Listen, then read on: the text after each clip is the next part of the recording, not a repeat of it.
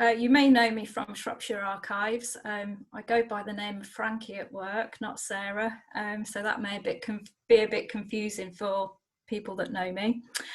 I'm going to talk to you today about what I've been finding within the Bridgewater collection. Currently, it has a box list catalogue, which is hard copy, which we have to delve into when people want anything for the lands. The Bridgewater lands are in the north of Shropshire, and it's a vast collection, and we have to go through this paper catalogue at the moment. So hopefully at the end of this that there'll be some easy way of searching it. So I'm just going to tell you what I've said revisited.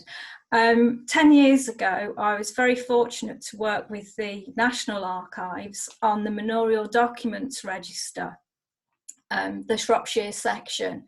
And it was at that point when I became very well acquainted with the Bridgewater collection and had to go delving through it for all the different manorial records. It's very unusual because it covers many manors and through a very long time span.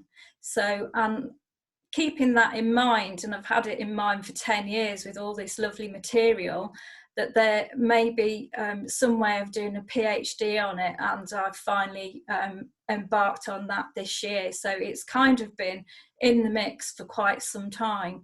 I've only just got round to doing it. So that's why I revisited.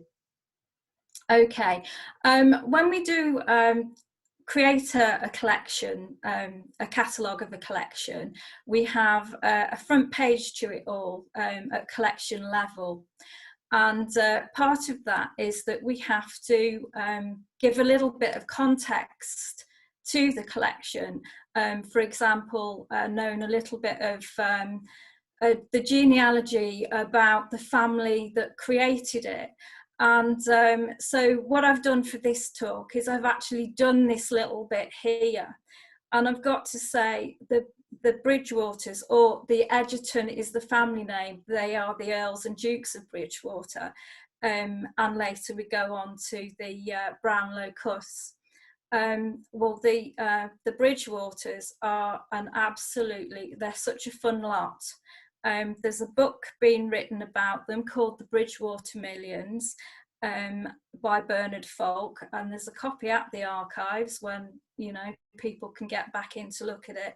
And it's a really, really good romp of a book, I've got to say. It's really fascinating, and they're all really interesting characters. So without further ado, I'll start off with the gentleman that started it all off, and he was Thomas Egerton. He wasn't a Bridgewater. He died just before James I was about to give him the earldom, but he was Baron Ellesmere and the first Viscount Brackley. Now, he was the illegitimate son of a Cheshire gentleman. He was Lord Keeper to Elizabeth I, and then later Lord Chancellor to James I. His home wasn't in Shropshire. His family seat was actually in Ashridge in Hertfordshire, which had been a former palace of Elizabeth I and also of Henry VIII, and before that it had been a monastery. So he wasn't based here as such, but he did start a powerful land base in the county. To start off with, he purchased the Whitchurch Manors in 1598, and you can tell these are good lands because he bought them from Edward Talbot, and he was the 8th Earl of Shrewsbury. So he's a landed gentry and quite high up in the aristocracy. So normally when they have lands, they're good lands. They're not substandard lands. They're going to be something that brings in a lot of money. So and then he later added to this a few years later in the early 1600s, and he married the Dowager Countess of Derby. Now these are the Lestrange properties of Ellesmere, Knockin, Middle and Great Ness. Her daughters actually were the heirs, and Egerton purchased the manors from them, and his eldest son married one of the daughters, which was common practice. Bess of Hardwicke's daughters, they married one of the Shrewsburys, you know, when they married. It was consolidating the estates, basically, made it very firm. So he had quite a good land power base in Ellesmere to go along with the titles that he was gaining.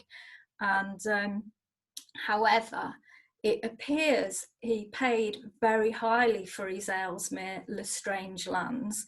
Bernard Falk, who wrote the book that I was talking about, the Bridgewater Millions, he's got a brilliant section at the beginning called The Principal Characters of the Narrative, where he gives a little summary of each of the earls and dukes. And he had this to say about Thomas. Married his third wife, the highly cultured Countess Dowager of Derby, kinswoman of Edmund Spencer, but he found her a handful. Apparently his previous two wives had been mouse-like little creatures, and this one wasn't going to be told what to do, so he paid highly for his estates. So, as I say, the book does make for very interesting reading, and I'd highly recommend it. Just to say as well, Egerton was heavily involved with the events surrounding the Earl of Essex downfall, and did try to restrain his actions before he was obviously executed. And there is a transcribed account in the collection, so that might be worth reading if you're interested in that. So I'm now going to whiz through one or two of the different earls. So he wasn't Earl, but his first son was Earl, first Earl. I'm just going to say, I'm coming back to this gentleman. If you see anything highlighted in blue, that means that they've got some sort of Shropshire connection. Like I was saying, their family seat is not Shropshire. They've got a power base of land, but they're not necessarily based within the county. So they're sort of like absentee landlords. So Custos Rotulorum, I think that is Lord Lieutenant in later days. So just to outline what that is. Okay, so right, so whizzing through then. They're very boring with their names as well. They're all John. Okay, so his son, John, again, he's not really anything within Shropshire. His son, John, mainly around Parliament or in Buckinghamshire around Ashridge again. And then we've actually got a change of name. Unfortunately, I don't have pictures for all of them. I've tried to get pictures out of the collection at Shropshire Archives, so we've just got the Egerton badge here. He became the first Duke. His first wife was a Churchill, and his mother-in-law, Sara Churchill, was instrumental in helping him to get the dukedom, of Blenheim Palace and Queen Anne fame, Sara Churchill. Okay, and he was created Duke in 1720. But his name actually came from his maternal grandfather, who was of the Scroop family. So that's where the name comes from. So then moving on to his son, unfortunately, he died very young. He was unmarried and he died without a will. So then the inheritance goes sideways to his brother. Now, you've probably heard of this Duke. He is known as the Canal Duke. This is where the Bridgewater Millions comes in. And Bernard Falk has this summary about him. He was thought at first to be of impaired mental powers, but he actually had some very good business knowledge. He was jilted by the famous Irish beauty Elizabeth Gunning, Duchess of Hamilton, and he never married. He constructed a canal to Manchester from his Worsley coal mines to develop their prosperity. He later built a canal connecting Manchester to Liverpool. For his services in cheapening transport, he earned himself the title of the first great Manchester man, but he is better known as the father of British inland navigation. By his will, the Worsley mines and the waterway known as the Bridgewater Canal were left to the administration of a trust for a period of 100 years. Now, this gave me a little bit of a problem because I was trying to figure out what had happened with the millions and where it had gone. It appears that the Lancashire part and the fortune from the canals had gone passed in trust to the family of a sister and descended then through the Earls of Ellesmere, and who were later the Dukes of Sutherland, so another branch of the family. However, the Shropshire estates and the earldom of Bridgewater, the dukedom actually died out with the Duke, but the earldom passed on to a cousin. They were descendants of the third Earl and came down through the bishops of Hereford and then the Bishop of Durham, who was the seventh Earl's father. There is actually a copy of Francis Egerton's will in the collection. There are very few personal documents, but we do have his will, which I think would be quite interesting with the trust. Okay, so now we're coming to my favourites. They're a bit controversial. So we've got another John, 7th Earl of Bridgewater, and he was cousin of the third Duke, and he inherited the ancestral home of Ashridge along with the Shropshire estates. However, he had a bit of a controversial will. Firstly, he left his wealth to his wife and his younger brother jointly. They both had a life interest in the estates. And then after that, it was left to his great nephew, Lord Alford, the son of the first Earl Brownlow. However, there was a highly contentious condition attached to it, stating that Lord Alford had to be granted the title of Marquis or Duke within 5 years of inheriting the estate. Well, when he made his will in 1823, Lord Alford was a child. When he inherited the title, he was a man in his late 30s, and he was to die before he'd held the lands for 5 years. This meant that according to the will, his son did not automatically inherit, and the estate could be devised elsewhere. So there was a dispute then between Lord Alford's brother Charles Cust and his son about who would have the estates. So, you know, they were quite good estates and worth a lot of money. However, this all became in the public sphere. For quite some time, they were debating about a term in a will enabling somebody to just get a dukedom, you know, which should be the privilege of the monarch or Parliament. It should not be something that should be put into somebody's will, and certainly about how you leave your estates. So in the end, it ended up going into the House of Lords, and it was overruled on the grounds of being opposed to public policy. And Lord Alford's son, who had now become the second Earl of Brownlow, inherited the Bridgewater estates. So finally, we're going to come to the last Earl of Bridgewater, who is my favourite, and he's a real card. He was Reverend Francis Henry Egerton. He was an extraordinary and eccentric man with an unfortunate countenance, apparently, although he doesn't look too bad there in the picture. As the 8th Earl of Bridgewater, as I've said before, he only had a life interest in the estates due to his brother's will.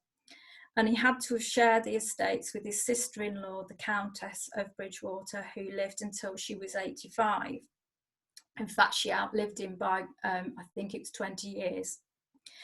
And although a prebendary of Durham and the rector of Whitchurch and Middle, he was an absentee parson, spending the last 26 years of his life in Europe and mainly in Paris. The premise of his leaving was ill health, but the real reason was that he'd fathered an illegitimate child. So he was very, very disgruntled about his treatment by his family. He'd hoped to benefit from his cousin, possibly with the earldom, but he only inherited £40,000. I mean, only. The earldom and the estates and funds were left to his brother without entail, which is why he only had a life interest within these estates. He wrote and published many tracts about his resentment towards the Duke and his brother, and I think some of them can be found in some of the parochial library collections at Shropshire Archives. So he had a real good moan about them, and he published them as well. So he was not going to let that slide. But that was not the sum of his writings. He was a scholar. He wrote a biography of the Lord Chancellor, Thomas Egerton, and other works. He was a great collector of manuscripts and autographs, which he gathered during his travels in Europe. And remember, this was in the middle of the Napoleonic Wars. Some of the quarrels with his brother actually involved a request to build a library at Ashridge to house his manuscripts. So I love this man immediately. I mean, he was a real, he's thinking about preserving documents. So he eventually left his collection to the British Museum with a benefit of £12,000 to pay for a custodian and the maintenance of the collection. So not only did he leave a librarian, but he also probably was catalogued as well. So go him. So this next picture here, I think this may be a drawing of the 8th Earl, but it may possibly be his father. I've not been able to date it yet. It's a heraldic picture. The Egerton crest is up there at the top that I've taken off for different pictures. So it is rather wonderful. Okay, so he was a scholar, but he had rather an eccentric side. Following his tour of Europe, he settled in a grand house in the prominent part of Paris. During his time in residence, he was given notice by Napoleon to quit his house, but he refused, and he told Napoleon's officers that he would see him damned first. He appealed to the local authorities, but receiving no help, he barricaded his house and armed his staff. Fortunately, Napoleon set up his headquarters elsewhere, but that wasn't the end of it. He also had to fend off Prince Leopold of Saxe-Coburg and also a Russian general from trying to commandeer his house, but apparently he was having none of it.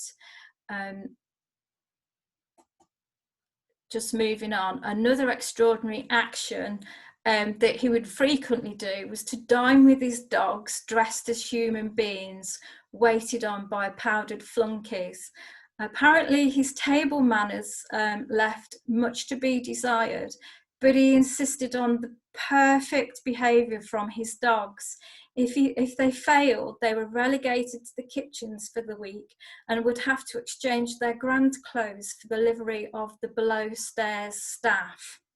So, and this was actually a picture that was published by John Timms in 1808, and it was taken from a book called English Eccentrics. So he was known as a real eccentric, not only by the people of Paris, but, further afield as well. So he was well known. Another one of his eccentricities was he had an objection to wearing the same pair of shoes in any one year. So you can imagine his collection would be envied by any shoe collector. But his connection with Shropshire, well, he may have been an absent parson, but in his will he left £2,000 for the poor at Whitchurch and funds to enrich the church library at Middle. And he was also active in adding to the libraries at Whitchurch and Middle, because the parochial libraries actually contain some of his written works, as I've already mentioned. And I think there are 1 or 2 French newspapers as well. So we always wondered why they were there, but now we know. So, okay, so I'm briefly going to touch on the Brownlow Cuss. As I say, through Lord Alford, the lands came down again through a sister. It came down the female line. Very interesting for me how land gets passed through the female line sometimes. And so he was John Hume Egerton, Viscount Alford, didn't have the land very long. Other people that were connected to Shropshire were Viscount Alford's brother, who was MP, and then his son was MP in 1866, the year afterwards. Again, same old story. After the 3rd Earl of Brownlow died, the earldom became extinct in 1921. That's when a lot of the estates start to get sold off. I think Ashridge was sold off around this period. So the Bridgewater estates were starting to be sold off. I think they actually came to Shropshire Archives in about 1949. So we've had them for quite some time.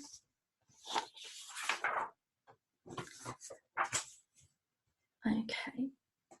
So now we get to the archives themselves, and here they are in all their glory. If we were doing a normal talk, I'd probably take you down and we'd have a tour of the stores and I'd show you where they lived. So all of these documents here in this bay are all from Bridgewater. Except for the maps. They're normally stored in outsize in store 2, store 3. These are down in store 1 in the large store at the basement of Shropshire Archives. So, and they're roughly about 542 standard archive boxes, which are the smaller boxes that you can see there. So it's extensive, but it's not our largest. Having moved salt on our last closed week, I think it's probably about 2/3 the amount of salt, so it's not quite one of the biggest ones. Okay, so and this is where I am so far with the collection. This is the archival tree on the electronic catalogue, and it gives you some indication of what kinds of things are in the collection. It's mainly about land management. There's a rather large manorial section, as I've already said, and unusually there's a lot of 17th century maps as well, which I'll be showing you a few of a little bit later on. And as you can probably see there, I haven't made very far with the catalogue at the moment. The manorial section and the maps are the only things that I've populated so far, but they are 2 of the biggest sections, so but it's a good start. Okay, so moving on. As I told you before, I dealt with the manorial records back in 2009, 2010, when I completed the manorial documents register. And the collection really intrigued me because initially it caused me 1 or 2 problems. When I was collecting the references for the MDR, the rules specifically said that the records of hundreds were not to be included because hundreds are different administration from manorial courts.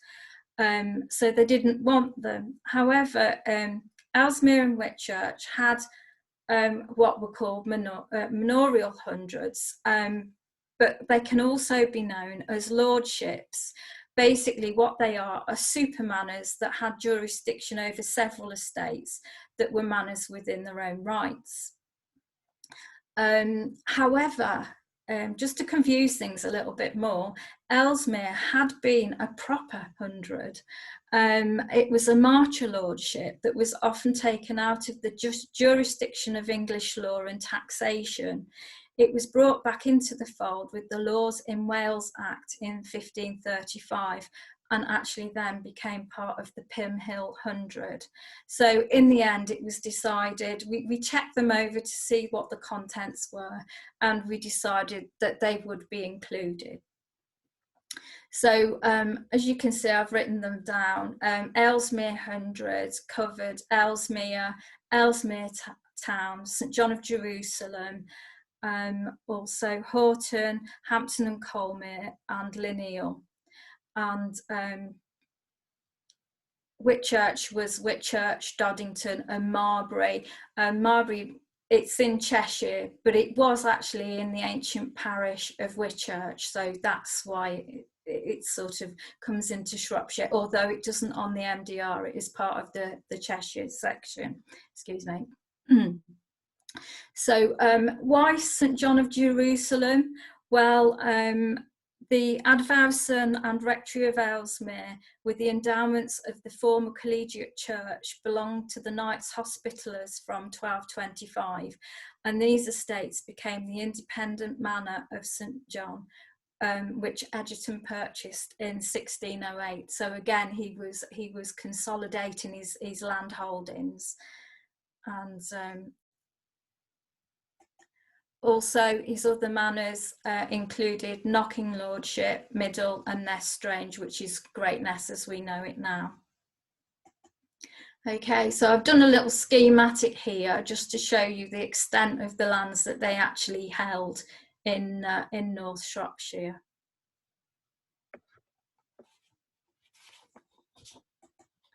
Okay, I told you to come back to this chat, but not just yet. So I'm just going to show you one or two of the lovely maps.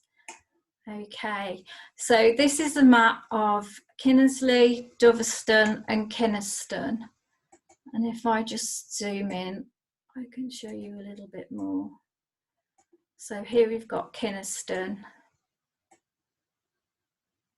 And moving on over, showing a lovely settlement here. And I particularly like, I think this must be a road. It looks as though it's cobbled. And then we've got the nice church at Kinnerley. Right, okay. So as I say, normally I would leave these on the table and people could go and see them. Okay, a similar one again. This is Lineal.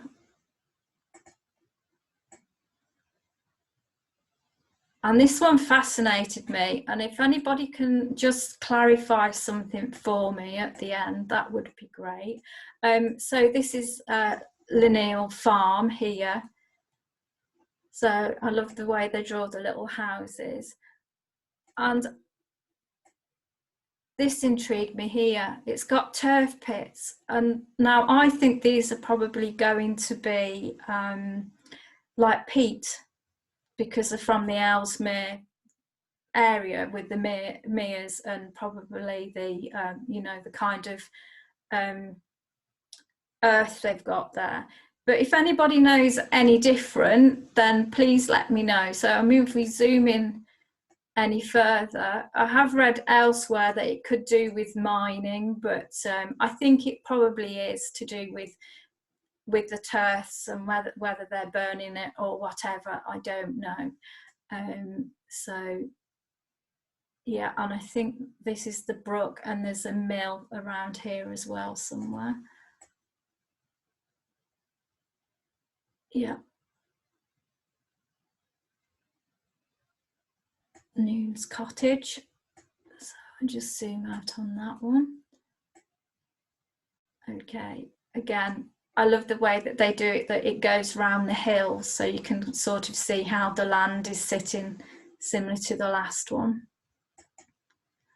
This is the same place again, same sort of time that was drawn up, depicted the house is depicted in a different way. So we've got Hampton here, Lineal here. Again, we've got these turf pits again.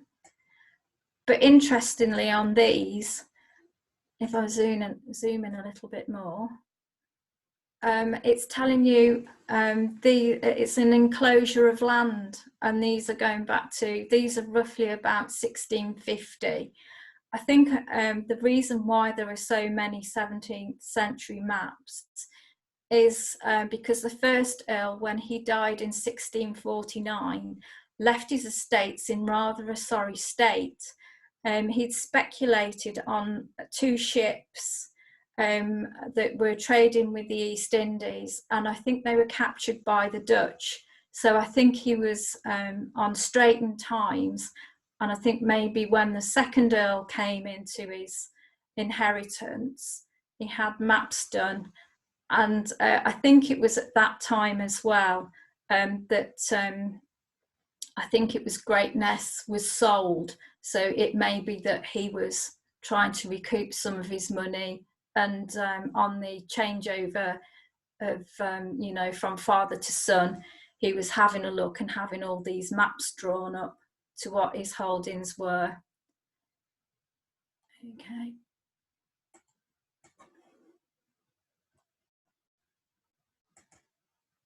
Okay, now this map, when I get this out at work, it always, I never like the look of it. It always looks like splodges, but it is actually quite, it is quite interesting, because I think the blue part is possibly water.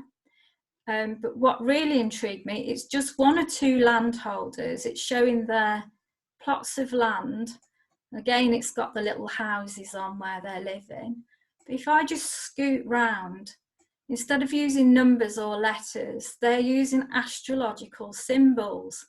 So I think this is Taurus. I think this is Gemini.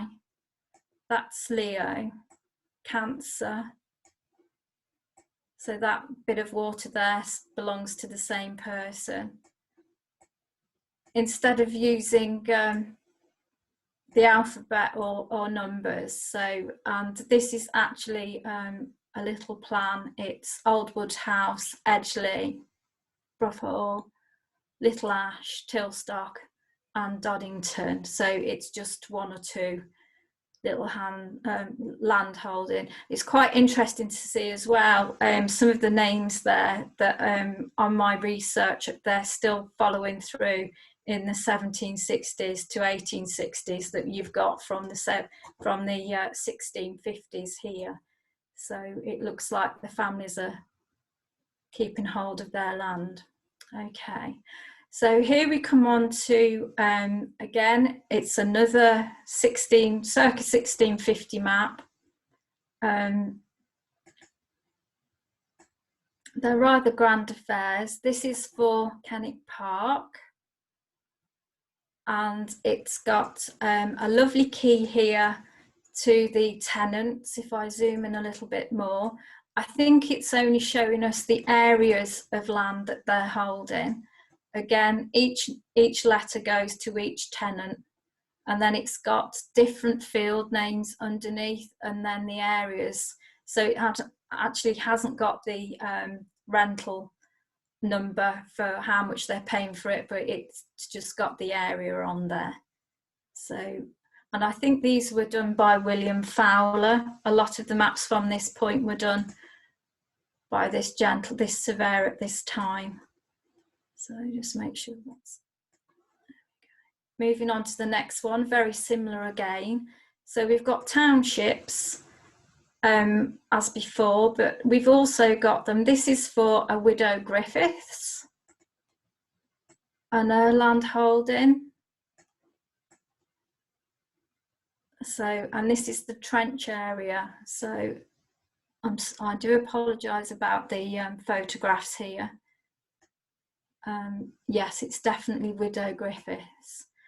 And you can see all the woodland that is on here as well.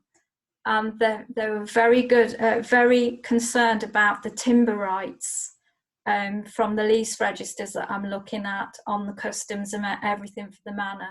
The timber rights, they're very strict on them, especially within the Ellesmere region. I've yet to find out what's going on in the Whitchurch area. But it's lovely to see that there's loads of lesos there, which is, I think I'm saying that's right. I've never heard of it before I came to live in Shropshire, the different field names. Okay, so moving on. And here is a plan of the domain lands of the Manor of Middle. So this is the Lord's land, where his tenants would help him get, it's a bit like home farm really. The tenants would come and help him get his crops in from his land. Again, got a nice little depiction of Middle Church here. There you go, lots of notes on the maps.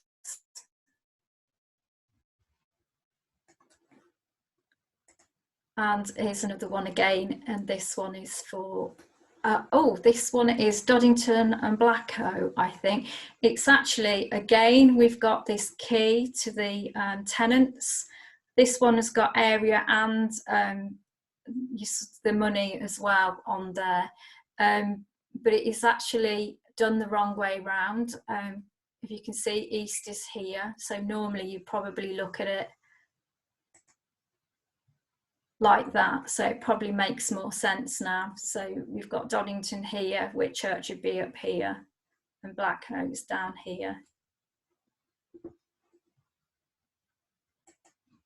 And this is exactly the same place. This map is from 1761, so we're moving on 100 years. If I just zoom in a little bit, you can see how these are looking more like Ordnance Survey maps now. They look to have been printed. There's no key as to your tenants. However, if you look closely, they've still scribbled them in on the different plots about who's owning what. So we've got Lith, Sparks, Murrell.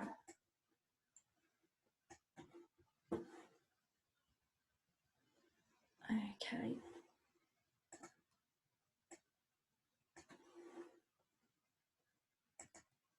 I'm moving on. Now this is my favourite one. It's really helping me with my studies. It's difficult to see here. It's very blurred.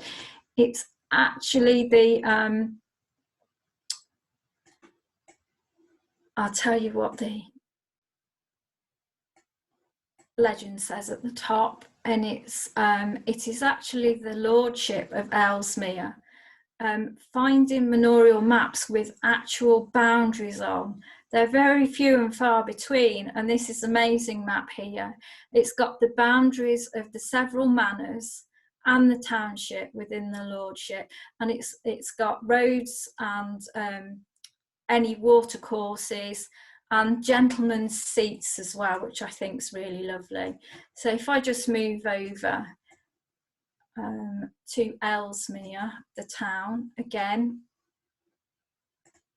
we've got it in elevation. It's rather lovely. So an Ellesmere house would have been this side here, which is where the stewards of the Bridgewaters would have lived. And then over the mere there, I think it's the Kinnistons, Oatley, it says here, but I always thought it was Otley, but it could be Oatley looking at it. Okay. So that is rather a lovely plan. It's a shame that they've not highlighted the different borders in a different colour other than yellow, because it doesn't help me with this presentation today. But it is rather a lovely map. I think a copy of this might end up on my wall.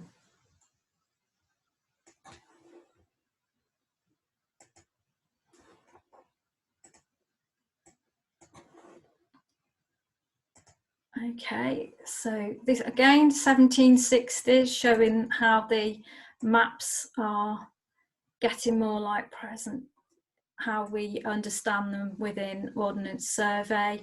This is Whitchurch. It's showing us the town halls here, the mills here, and just a reminder, we've got the church here. I just will point out as well, if I can find it, look at the size of the rectory, huge. Just a reminder that there are numbers and different plots. So these are going to be the tenements within Whitchurch from the Bridgewater estates. Okay.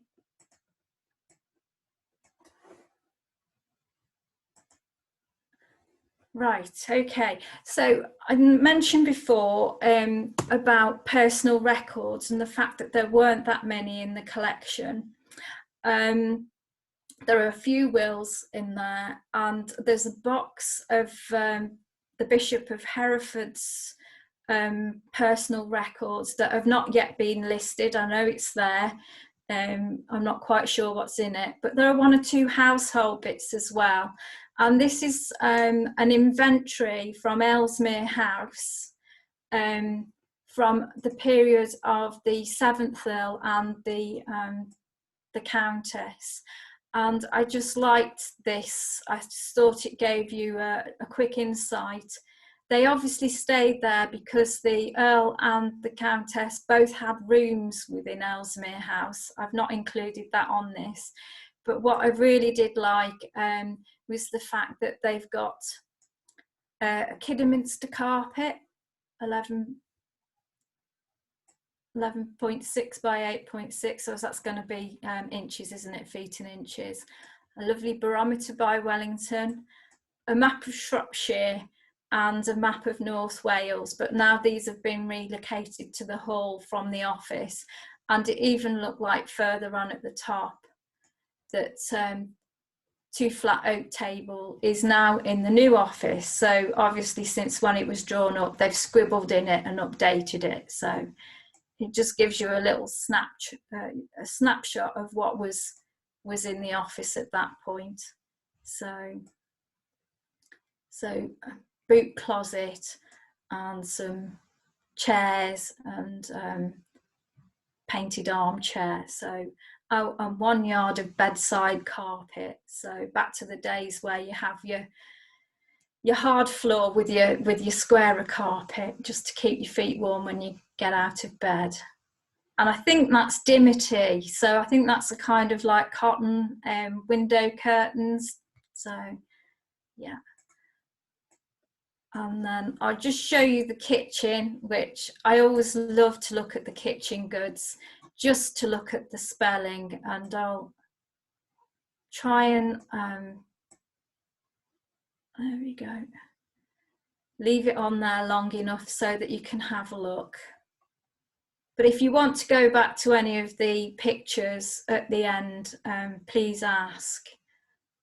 I'd be quite happy to show them to you. So we've got jelly moulds, pastry moulds, souffle moulds, so colander, ladles, grater. Oh, anybody know what a Japan cheese hay is? I'm not quite sure what one of those is. Baking sheets, again, no standard spelling, I don't think. It looks like backing sheets. 3 biscuit tins. Pastry cutters, pastry moulds, copper pudding basins. You can't beat a good kitchen inventory. Okay. And then moving on. Right. I'm just going to click back to this chappy here. I was really, when I was researching the first Earl, the bottom here, the President of Council of Wales and the Marches, I was really, really surprised to see that there.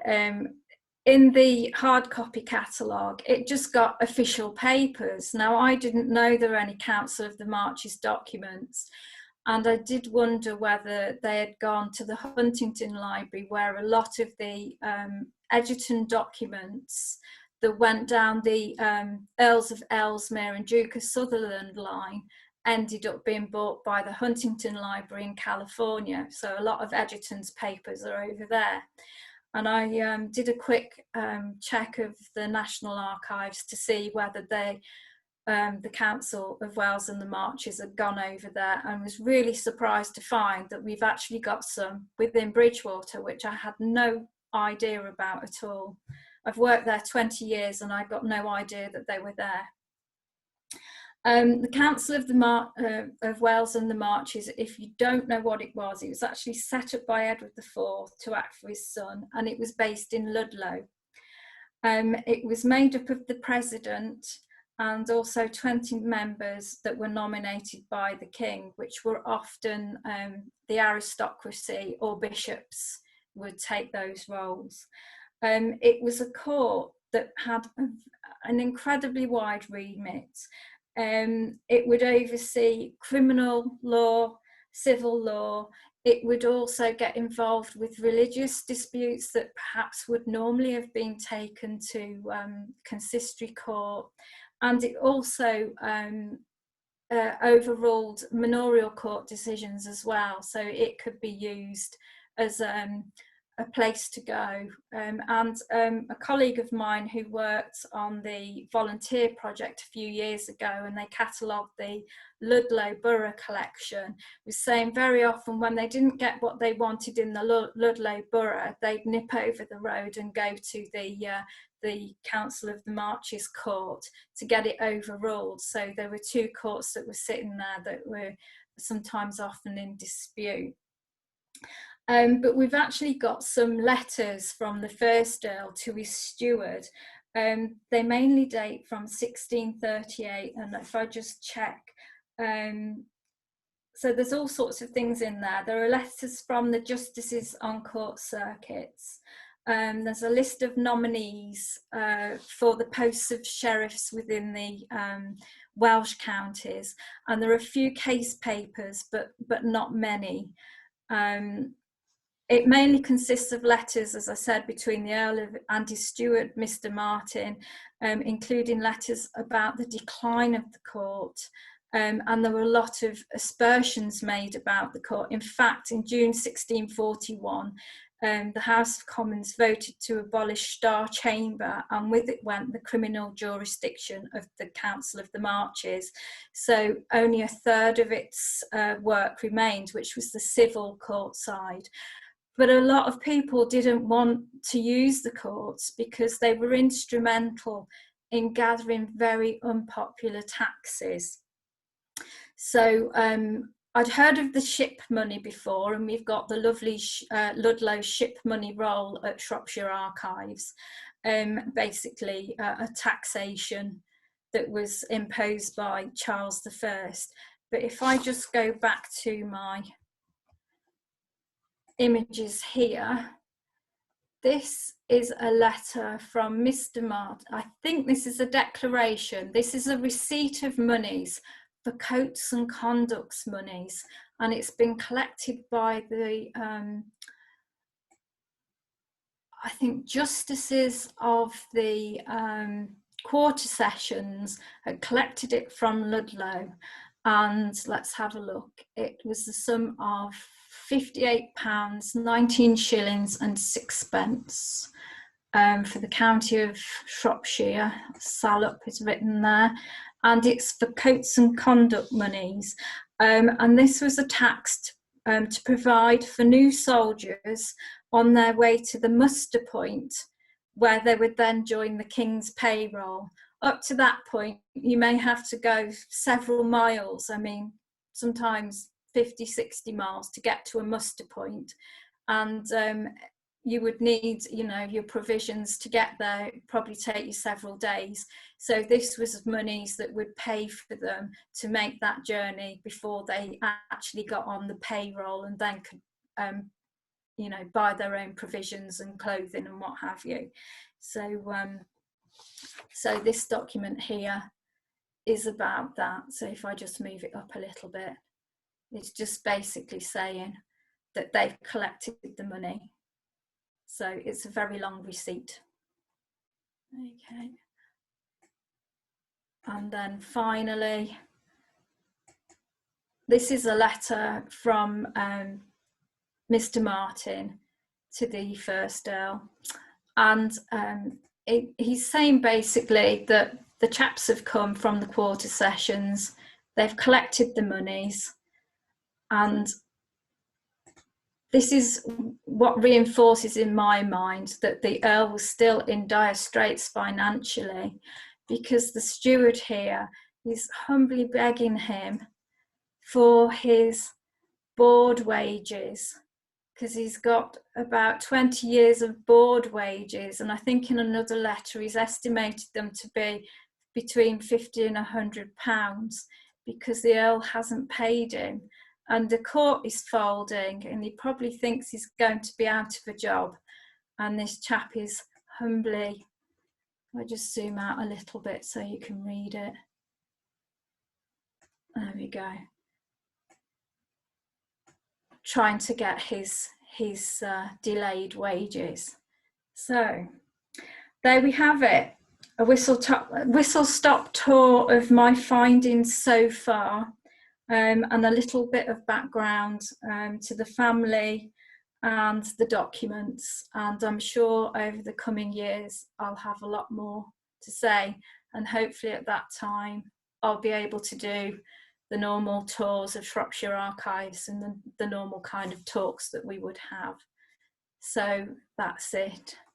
Thank you.